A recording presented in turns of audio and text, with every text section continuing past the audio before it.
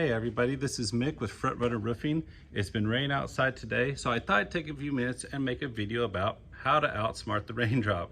So today I've done a mock roof up setup for you where I've made the roof decking and where it would potentially intersect a sidewall on your house. This could be a dormer or potentially where a garage is lower than the roof line and intersects the sidewall of the house. It could be sheathed with vinyl siding, hardy, brick, any number of scenarios. So I wanted to do this mock setup with you to show you how to remedy a leak potential in this corner. Now what we see here is I always like to lay a nice, I've already put some of this down, I like to lay a nice layer of ice shield down on the eaves and then run ice shield in through this corner and up the sidewall as a second layer of protection.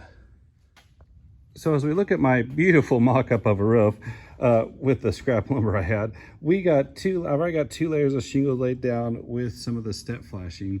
So how is it applied? Well, basically the step flashing is nailed in place with the next shingle coming over it.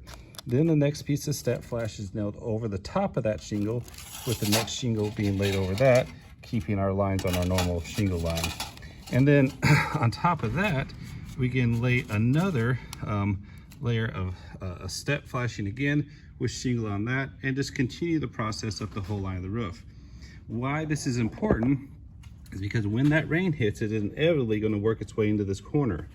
As it does, it'll hit this piece of step flashing. As it rolls down and even rolls this way, it will then land on this shingle and be partially shed the shingle. Some of it will inevitably land back into this corner because once again the step flashing is staggered. It won't come up over the lower shingle step flashing, it'll be headed down and over this next shingle. So inevitably when you step flash, the water just cannot get, due to gravity, behind the step flashing. Now if you got a hurricane wind, that's a whole nother ball game altogether. But this will handle 98% of most weather throughout the whole year, except maybe if you have a hurricane. Now, sometimes we see where somebody runs up a whole line of solid flashing. The problem there is the flashing is inevitably down on the roof when they're hitting that, and it's not getting behind the shingle. If the water wicks past that corner and out to this edge, it will inevitably wick over to the corner as it comes down behind everything and lower on the roof, get in that corner.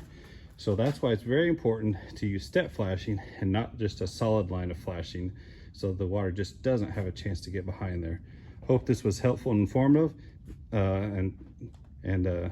hope this was helpful and informative.